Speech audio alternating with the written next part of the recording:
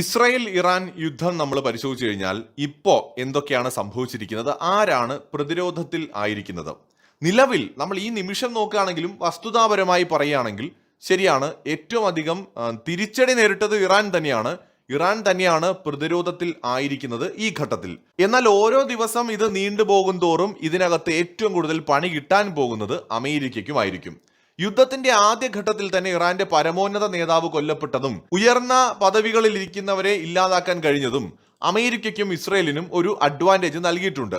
Hormuz കടലിടുക്കില് മൈനുകൾ വിതറാൻ ശ്രമിച്ച ഇറാന്റെ 16 കപ്പലുകൾ അമേരിക്ക തകർത്തത് കഴിഞ്ഞ ദിവസം ഇറാനുണ്ടായ ഏറ്റവും വലിയ തിരിച്ചടിയായിട്ടാണ് വിലയിരുത്തപ്പെടുന്നത്. ഹോർമുസ് കടലിടുക്ക് എപ്പോഴും ഇറാന് ഒരു സ്വാധീനമുള്ള മേഖലയാണ്.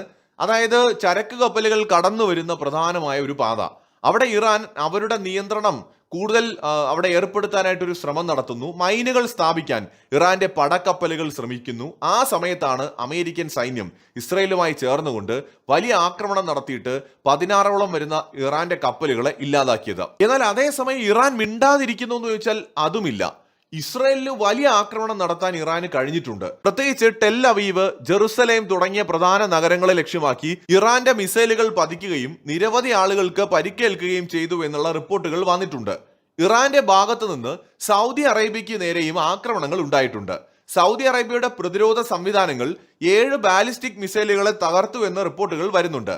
പക്ഷെ എല്ലായ്പ്പോഴും പ്രതിരോധ സംവിധാനങ്ങൾക്ക് ഇതുപോലെ പ്രവർത്തിക്കാൻ കഴിയുമെന്നതിന് ഒരു ഉറപ്പുമില്ല. കാരണം ഇറാൻ തുടർച്ചയായിട്ട് എണ്ണമില്ലാത്ത കണക്കിന് മിസൈലുകളും ഡ്രോണുകളും ഒന്നിച്ചയക്കുന്ന ഒരു തന്ത്രമാണ് പയറ്റുന്നത്. അതായത് നിലവിൽ നമ്മൾ യുദ്ധം പരിശോധിക്കുമ്പോൾ ഏറ്റവും കൂടുതൽ തിരിച്ചടിയും നാശനഷ്ടവും ജീവൻ നഷ്ടമായതുമൊക്കെ ഇറാനാണ്.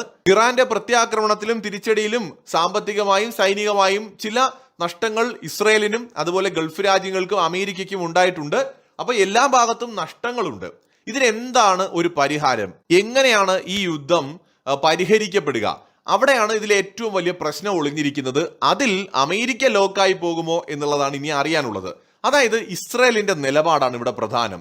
ഇറാന്റെ ഭീഷണി പൂർണ്ണമായും ഇല്ലാതാക്കുന്നത് വരെ യുദ്ധം തുടരുമെന്നാണ് ഇസ്രയേൽ പറയുന്നത്. യുദ്ധം അവസാനിപ്പിക്കാൻ നിലവിൽ സമയപരിധി നിശ്ചയിച്ചിട്ടില്ല എന്നാണ് ഇസ്രയേൽ വിദേശകാര്യമന്ത്രി പറയുന്നത്. കഴിഞ്ഞ ദിവസം ഇസ്രയേൽ നടത്തിയ ഒരു ആക്രമണം അമേരിക്കയെ പോലും ഞെട്ടിച്ചിട്ടുണ്ട്. ഇറാന്റെ ഓയിൽ കേന്ദ്രങ്ങൾ ലക്ഷ്യമിട്ടുകൊണ്ട് ഇസ്രയേൽ നടത്തിയ ആക്രമണത്തിൽ രാത്രിയിൽ സൂര്യൻ ഉദിക്കുമ്പോൾ ഉണ്ടാകുന്നത് പോലെ പ്രകാശമുണ്ടായി എന്നാണ് പല മാധ്യമങ്ങളും റിപ്പോർട്ട് ചെയ്തിരിക്കുന്നത്. ഈ ഓയിൽ കേന്ദ്രങ്ങൾ ലക്ഷ്യമിട്ടുകൊണ്ടുള്ള ഇസ്രയേൽ ആക്രമണങ്ങളെ അമേരിക്ക ശക്തമായിട്ട് എതിർത്തിട്ടുണ്ട് എന്നും ചില അന്താരാഷ്ട്ര മാധ്യമങ്ങളിൽ റിപ്പോർട്ടുകൾ വന്നിട്ടുണ്ട്. അപ്പോൾ അമേരിക്കയെ പോലും മറികടന്നുകൊണ്ട് പല ആക്രമണങ്ങളും ഇസ്രയേൽ ഇറാനിൽ നടത്തുന്നുണ്ട്. അപ്പൊ ഇസ്രയേലിന് വേണ്ടത് എന്നേക്കുമായിട്ട് ഇറാന്റെ ശല്യമില്ലാതാകണം. എങ്ങനെ? ഇനി ഒരിക്കലും ഇസ്രയേലിന് എതിരെ ഇറാൻ തിരിയാൻ പാടില്ല, ബാലിസ്റ്റിക് മിസൈൽ ഉണ്ടാക്കാൻ പാടില്ല, ആണവായുധം ഉണ്ടാക്കാൻ പാടില്ല. ഇതാണ് ഇസ്രയേലിന് വേണ്ടത്. ഇത് സാധ്യമാകുമോ എന്നിടത്താണ് ഈ യുദ്ധത്തിന്റെ സമാധാനത്തിനായിട്ടുള്ള ശ്രമങ്ങളും ചർച്ചകളും ചെന്നെത്തി നിൽക്കുന്നത്. ഇത് സാധ്യമാകുമോ? ഇറാൻ അതിന് സമ്മതിക്കുമോ? അങ്ങനെ അവർ സമ്മതിക്കുമായിരുന്നെങ്കിൽ അവർക്കിത് നേരത്തെ ആകാമായിരുന്നു, അല്ലെ? ഈ വീഡിയോ കാണുന്ന ധാരാളം പ്രവാസികൾ ഉണ്ടാകുമെന്നറിയാം. അതുകൊണ്ട് തന്നെ പ്രവാസികൾക്കിടയിൽ പലർക്കും അറിയാവുന്ന വളരെ പ്രധാനപ്പെട്ട ഒരു കാര്യം തന്നെയാണ് ഈ വീഡിയോയിൽ പങ്കുവയ്ക്കാനുള്ളത്. മറ്റൊന്നുമല്ല, ടേം ഇൻഷുറൻസിനെ കുറിച്ചാണ് പറയാനുള്ളത്. ഓരോ പ്രവാസികളും വിദേശത്തേക്ക് പോകുന്നത് തങ്ങളുടെ കുടുംബത്തിന് വേണ്ടിയാണ്, അവരുടെ സുരക്ഷയ്ക്കും അവരുടെ ക്ഷേമത്തിനും വേണ്ടിയാണ്. തങ്ങൾക്ക് പ്രിയപ്പെട്ടവർക്ക് വേണ്ടിയിട്ടാണ് പ്രവാസികൾ ഇത്രത്തോളം കഷ്ടപ്പാടുകളെല്ലാം തന്നെ സഹിക്കുന്നത്. കുടുംബത്തിന്റെ ഏക ആശ്രയമായിട്ടുള്ള പ്രവാസികളായിട്ടുള്ള ആളുകൾക്ക് പെട്ടെന്ന് എന്തെങ്കിലും ഒന്ന് സംഭവിക്കുകയാണെന്നുണ്ടെങ്കിൽ തീർച്ചയായിട്ടും കുടുംബം അനാഥമായി പോയേക്കാം. കുടുംബാംഗങ്ങൾക്ക് തുടർന്ന് ജീവിക്കുന്നതിന് സാമ്പത്തിക പ്രതിസന്ധിയും ഉണ്ടായേക്കാം. കാരണം അവരുടെ കുടുംബത്തിന്റെ ഏക ആശ്രയമായിരിക്കും ചിലപ്പോൾ പ്രവാസിയായിട്ടുള്ള ആ ഒരാൾ. ഇത്തരം സാഹചര്യങ്ങളിൽ ഒരു ടേം ഇൻഷുറൻസ് എടുത്തു വെക്കേണ്ടത് വളരെ അത്യാവശ്യമാണ്. നിങ്ങൾ ടേം ഇൻഷുറൻസ് എടുക്കുമ്പോൾ ഇന്ത്യയിൽ നിന്ന് എടുക്കുന്നതാണ് ലാഭകരം. കാരണം വിദേശത്തേക്കാൾ 30 മുതൽ 50% വരെ ചിലവ് കുറവാണ്. അങ്ങനെ ചിലവ് കുറവിൽ ഇന്ത്യയിലെ ടോപ്പ് കമ്പനികളുടെ പ്ലാനുകളിൽ നിന്ന് ഇഷ്ടമുള്ള കമ്പനിയുടെ പ്ലാൻ എടുക്കാനുള്ള ലിങ്ക് വീഡിയോയുടെ ഡിസ്ക്രിപ്ഷനിലും കമന്റിലും കൊടുത്തിട്ടുണ്ട്.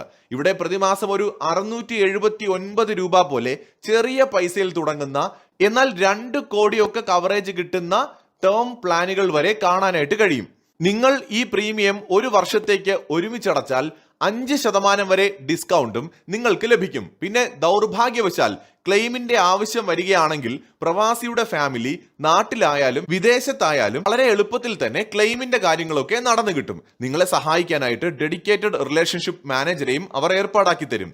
അവരുടെ ടോൾ ഫ്രീ നമ്പറിലേക്ക് ഒന്ന് വിളിച്ചാൽ മാത്രം മതി. കുടുംബത്തിന്റെ സുരക്ഷിതത്വത്തിന് പ്രാധാന്യം നൽകുന്ന ഏതൊരു പ്രവാസിയായിട്ടുള്ള ആളും തീർച്ചയായിട്ടും അതുകൊണ്ട് തന്നെ ഇത്തരം ഒരു ടേം ഇൻഷുറൻസ് എടുത്തു വെക്കുന്നത് നല്ലതാണ്. കാരണം നാളെ പെട്ടെന്ന് അവിചാരിതമായി തങ്ങൾക്ക് എന്തെങ്കിലും സംഭവിച്ചാലും തങ്ങളുടെ കുടുംബാംഗങ്ങൾ സുരക്ഷിതമായിരിക്കുമെന്നോർത്ത് ടെൻഷൻ ഇല്ലാതെ നമുക്ക് ജീവിക്കാൻ കഴിയും. അപ്പോൾ തീർച്ചയായിട്ടും കുടുംബത്തിന്റെ സുരക്ഷയ്ക്ക് വേണ്ടിയിട്ട് ഇത്തരം ഒരു ടേം ഇൻഷുറൻസ് എടുത്തു വെക്കാൻ ആവശ്യമായ ലിങ്ക് വീഡിയോയുടെ ഡിസ്ക്രിപ്ഷനിലും കമന്റിലും നൽകിയിട്ടുണ്ട്.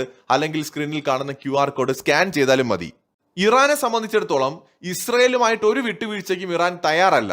ഒരുപക്ഷെ ഇറാന്റെ ഒരു കാഴ്ചപ്പാടിൽ അവരുടെ പരമോന്നത നേതാവിന്റെ മരണം പോലും ഇസ്രയേലിനോട് അയവില്ലാത്ത ഇറാന്റെ നിലപാടിന്റെ ഭാഗമായിട്ടാണ്. ശരി, ഞങ്ങൾ ആണവായുധം ഉണ്ടാക്കുന്നില്ല, ബാലിസ്റ്റിക് മിസൈൽ ഉണ്ടാക്കുന്നില്ല, നിങ്ങളുമായിട്ട് ചർച്ചയ്ക്ക് തയ്യാറാണ്, എല്ലാ വിട്ടുവീഴ്ചകൾക്കും തയ്യാറാണ് എന്ന് പറഞ്ഞ് അമേരിക്കയുടെയും ഇസ്രയേലിന്റെയും മുന്നിൽ മുട്ടുമടക്കിയിരുന്നെങ്കിൽ ഇറാൻ ഈ യുദ്ധം നേരിടേണ്ടി വരില്ല, ഈ നഷ്ടങ്ങൾ നേരിടേണ്ടി വരില്ല, ആൾനാശം ഉണ്ടാവില്ല, പരമോന്നത നേതാവിന് ജീവൻ നഷ്ടമാവില്ല, സമാധാനത്തോടെ കാര്യങ്ങൾ പോകാമായിരുന്നു. അപ്പോൾ ആ അവസരം ഉണ്ടായിട്ടും ഇറാൻ അത് ചെയ്തില്ല എങ്കിൽ ഇനിയിപ്പോൾ ഇറാൻ അത് ചെയ്യുമെന്ന് കരുതുക വയ്യ. ഇറാൻ ഫൈറ്റ് ചെയ്യാൻ തന്നെയായിരിക്കും തീരുമാനിക്കുന്നത്. അതുകൊണ്ട് തന്നെ യുദ്ധം നീണ്ടുപോകാനുള്ള സാധ്യതയുണ്ട്. അങ്ങനെ നീണ്ടുപോയാൽ അമേരിക്ക ലോക്ക് ആകാൻ പോകുന്നു എന്ന് തന്നെ പറയേണ്ടി വരും. ഇസ്രായേലിനെ സംരക്ഷിക്കേണ്ടത് തങ്ങളുടെ ഉത്തരവാദിത്തമാണെന്നാണ് ട്രംപ് പലപ്പോഴും പറയുന്നത്. അതുകൊണ്ട് തന്നെ ഇനി ഇതിൽ നിന്ന് ഊരാൻ അത്ര എളുപ്പം പ്രസിഡന്റ് ട്രംപിന് കഴിയില്ല. ഇസ്രായേലിനെ പിണക്കാനുള്ള ഒരു ധൈര്യം ട്രംപിന് ഉണ്ടെന്നും തോന്നുന്നില്ല.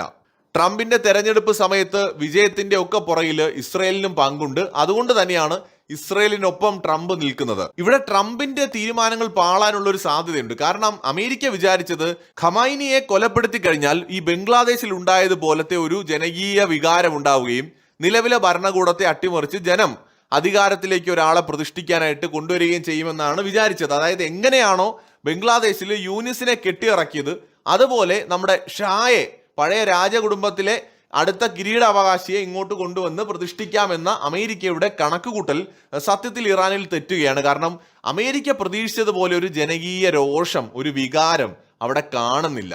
അവിടെയാണ് യുദ്ധം നീണ്ടുപോകാനുള്ള സാധ്യത വീണ്ടും അമേരിക്ക ആശങ്കപ്പെടുത്തുന്നത്. യുദ്ധം നീണ്ടുപോയാൽ ട്രംപിന്റെ രാഷ്ട്രീയ ഭാവി തന്നെ അത് വലിയ പ്രതിസന്ധിയിൽ കൊണ്ടുവന്ന് എത്തിക്കും. കാരണം ഇതിനോടകം 10 ദിവസത്തിനുള്ളിൽ 150ഓളം അമേരിക്കൻ സൈനികർക്ക് പരിക്കേറ്റിട്ടുണ്ട്. നിരവധി അമേരിക്കൻ പട്ടാളക്കാരും കൊല്ലപ്പെട്ടിട്ടുണ്ട്. ഇത് അമേരിക്കൻ ജനത കണ്ടുകൊണ്ടിരിക്കുകയാണ്. ട്രംപിന് അവരോട് മറുപടി പറയേണ്ടി വരും. മറ്റു ഭരണാധികാരികൾ യുദ്ധങ്ങൾ ഉണ്ടാക്കി അമേരിക്കയ്ക്ക് വലിയ നാശനഷ്ടം ഉണ്ടാക്കി, സാമ്പത്തിക നഷ്ടം വരുത്തി വെച്ചു എന്നൊക്കെ പറഞ്ഞ് ജനങ്ങളെ കയ്യിലെടുത്ത് അധികാരത്തിലെത്തിയ ട്രംപ് തന്നെ ഒരു യുദ്ധത്തിന് തുടക്കമിടുകയും ആ യുദ്ധത്തിൽ അമേരിക്കൻ സൈനികർ നിരവധി പേര് കൊല്ലപ്പെടുകയും പരിക്കേൽക്കുകയും ഒക്കെ ചെയ്യുമ്പോൾ അമേരിക്കൻ ജനത വെറുതെ ഇരിക്കുമെന്ന് തോന്നുന്നില്ല. യുദ്ധം കാരണം എണ്ണവില കുതിച്ചു വരുന്നത് അമേരിക്കൻ സമ്പദ് വ്യവസ്ഥയും ബാധിക്കുന്നുണ്ട്. അതുകൊണ്ടാണ് കഴിഞ്ഞ ആഴ്ച വരെ റഷ്യൻ ഓയിൽ വാങ്ങരുത് എന്ന് ഇന്ത്യയോട് പറഞ്ഞ അതേ അമേരിക്ക പ്ലീസ് ഇന്ത്യ ഒന്ന് വാങ്ങൂ എന്ന് പറയുന്ന അവസ്ഥയിലേക്ക് എത്തിയത്. ഇതിനിടയിൽ ഹോർമുസ് കടലിടുക്ക് ഭാഗികമായി അടഞ്ഞത് ആഗോള വിപണിയിൽ സമ്മർദ്ദം ഉണ്ടാക്കിയിട്ടുണ്ട്. വിലക്കയറ്റം ഉണ്ടാവുകയാണെങ്കിൽ അമേരിക്കക്കാർക്കും അവിടെ പ്രത്യേക ഇളവൊന്നും കിട്ടില്ല, അവരും അത് അനുഭവിക്കേണ്ടി വരും. അമേരിക്ക നേരത്തെ തന്നെ ഇസ്രയേലിനോട് പറഞ്ഞതാണ് ഇറാന്റെ ഊർജ്ജ നിലയങ്ങളൊന്നും ആക്രമിക്കരുത് എന്ന്. എന്നാൽ അമേരിക്കയുടെ ഈ ആവശ്യങ്ങളെ അവഗണിച്ചുകൊണ്ട് ഇസ്രയേൽ ഇറാനിൽ നടത്തുന്ന പല ആക്രമണങ്ങളും ഇറാന്റെ ഊർജ്ജ നിലയങ്ങളിൽ തന്നെയാണ്. തത്വത്തിൽ ഇസ്രായേൽ അവരുടെ ഇഷ്ടത്തിനനുസരിച്ചാണ് കാര്യങ്ങൾ നിൽക്കുന്നത്. ഈ യുദ്ധത്തിൽ കൊണ്ടുവന്ന് ട്രംപ് തലവെച്ചു കൊടുത്തതിനെ രാജവമ്പാലയുടെ മാളത്തിൽ കൊണ്ട് കൈയിട്ടതുമായിട്ട് നമുക്ക് താരതമ്യപ്പെടുത്താം. ആ ഒരു അവസ്ഥയിലാണ് ഇപ്പോൾ അമേരിക്ക നിൽക്കുന്നത്. ഇതിനിടയിൽ പ്രോക്സി ആക്രമണങ്ങൾ പലയിടത്തും ശക്തി പ്രാപിക്കുന്നുണ്ട്. ലബനനിലെ ഹിസ്ബുള്ളയും യമനിലെ ഹൂതികളും ആക്രമണം ശക്തമാക്കിയത് അമേരിക്കൻ താവളങ്ങൾക്ക് വലിയ ഭീഷണി ഉയർത്തുന്നുണ്ട്. സിവിലിയൻ മേഖലകളിലും സ്കൂളുകളിലും ആശുപത്രികളിലും ഉൾപ്പെടെ ആക്രമണം നടക്കുന്നത് അമേരിക്കയ്ക്കെതിരെ അന്താരാഷ്ട്ര തലത്തിൽ പ്രതിഷേധമുയർത്തുന്നുണ്ട്. ഇസ്രായേൽ ഒരു ചെറിയ രാജ്യമാണ്, സൈനികമായി ശക്തമാണെങ്കിലും അമേരിക്കയുടെ പിന്തുണയില്ലാതെ യുദ്ധം പോലെ ഒരു കടുത്ത തീരുമാനത്തിലേക്ക് ഇസ്രായേൽ പോകില്ല എന്ന് ലോകരാജ്യങ്ങൾക്കറിയാം.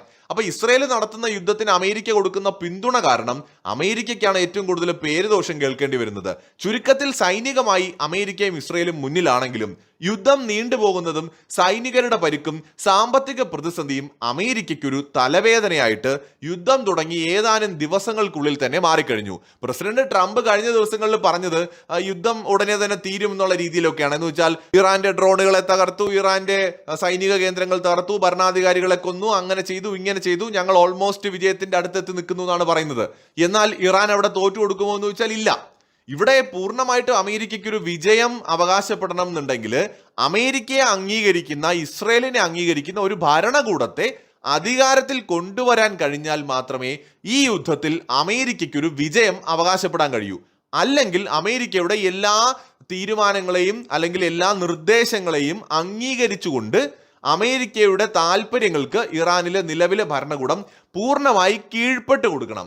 അതുമല്ലെങ്കിൽ യുദ്ധത്തിൽ തങ്ങൾ പരാജയപ്പെട്ടു എന്ന് ഇറാൻ സമ്മതിക്കണം. ഇതൊന്നും ഉണ്ടാവാതെ ഈ യുദ്ധത്തിൽ അമേരിക്കയ്ക്ക് ഒരിക്കലും വിജയം ക്ലെയിം ചെയ്യാൻ പറ്റില്ല. പതിവ് ട്രംപിന്റെ ശൈലി ഇവിടെ വർക്കാവില്ല. ഞാനാണ് ആ യുദ്ധം നിർത്തിയത്, ഈ യുദ്ധം നിർത്തിയത്, ഞാനാണ് ജയിച്ചത്, അങ്ങനെയുള്ള കാര്യം ഇവിടെ നടക്കില്ല. ഇവിടെ ട്രംപിന് അമേരിക്കൻ ജനതയെ ബോധ്യപ്പെടുത്തണം. ഇസ്രയേലിന് വേണ്ടി ഇറങ്ങി പുറപ്പെട്ടു, വലിയ സൈനിക നീക്കങ്ങൾ നടത്തി, ആക്രമണങ്ങൾ നടത്തി, അമേരിക്കൻ ജവാന്മാരുടെ ജീവൻ ബലി കൊടുത്തു, നിരവധി പേര് ആശുപത്രിയിലായി. അപ്പൊ ഇങ്ങനെയൊക്കെ ചെയ്തിട്ട് എന്താണ് നേടിയത് എന്ന് അമേരിക്കൻ ജനതയോട് പറയേണ്ട ഉത്തരവാദിത്വം ഇപ്പൊ ട്രംപിനുണ്ട്. അതുകൊണ്ട് ഈ യുദ്ധത്തിൽ ജയത്തിൽ കുറഞ്ഞൊന്നും ട്രംപിന്റെ രാഷ്ട്രീയ ഭാവിക്ക് ഗുണം ചെയ്യില്ല. അപ്പൊ അതുകൊണ്ട് തന്നെ ട്രംപ് എങ്ങനെയെങ്കിലും ജയിക്കാൻ പറ്റുമോ എന്ന് നോക്കുന്നുണ്ട്. പക്ഷേ ഇറാൻ അവിടെ വിട്ടുകൊടുക്കുന്നില്ല. അതേ സമയത്ത് ഇസ്രായേൽ പറയുന്നത് ഇറാനെ പൂർണ്ണമായി കീഴ്പ്പെടുത്താതെ തങ്ങൾ പിന്നോട്ടില്ല എന്നാണ്. ഇവിടെ ശരിക്കും പറഞ്ഞാൽ ചെകുത്താന്റെയും കടലിന്റെയും ഇടയിൽ പെട്ട ഒരു അവസ്ഥയിലാണ് പ്രസിഡന്റ് ട്രംപും അമേരിക്കൻ ഭരണകൂടവും എന്നതാണ് നമുക്ക് കാണാൻ കഴിയുന്നത്. ട്രംപ് മിക്കവാറും സ്വന്തം ശവപ്പെട്ടിയിലെ ആണി അടിച്ചതായിട്ടാണ് എനിക്ക് തോന്നുന്നത് ഈ യുദ്ധത്തിൽ കൊണ്ട് തലവെച്ചു കൊടുത്തതിലൂടെ. വീഡിയോയുടെ തുടക്കത്തിൽ പറഞ്ഞ കാര്യം മറക്കേണ്ട. പ്രവാസികളെ സംബന്ധിക്കുന്ന വളരെ പ്രധാനപ്പെട്ട ഒരു കാര്യമാണത്. മരണം പോലെ പെട്ടെന്നുണ്ടാവുന്ന അത്യാഹിതങ്ങൾ നമ്മുടെ കുടുംബത്തെ സാമ്പത്തികമായിട്ട് ബാധിക്കാതിരിക്കാൻ തീർച്ചയായിട്ടും നമ്മൾ ശ്രദ്ധിക്കേണ്ടതുണ്ട്. പ്രവാസികൾക്കായാലും ജീവന് ആപത്ത് സംഭവിച്ചാൽ അവരുടെ ഫാമിലിക്ക് സാമ്പത്തിക സുരക്ഷ ഉറപ്പുവരുത്തുന്നതിനായിട്ട് തീർച്ചയായിട്ടും ഒരു ടേം ഇൻഷുറൻസ് എടുത്തു വെക്കേണ്ടത് ആവശ്യമാണ്. അതിനുള്ള ലിങ്ക് വീഡിയോയുടെ ഡിസ്ക്രിപ്ഷനിലും കമന്റിലും നൽകിയിട്ടുണ്ട്. അല്ലെങ്കിൽ സ്ക്രീനിൽ കാണുന്ന ഈ QR കോഡ് സ്കാൻ ചെയ്താലും മതി.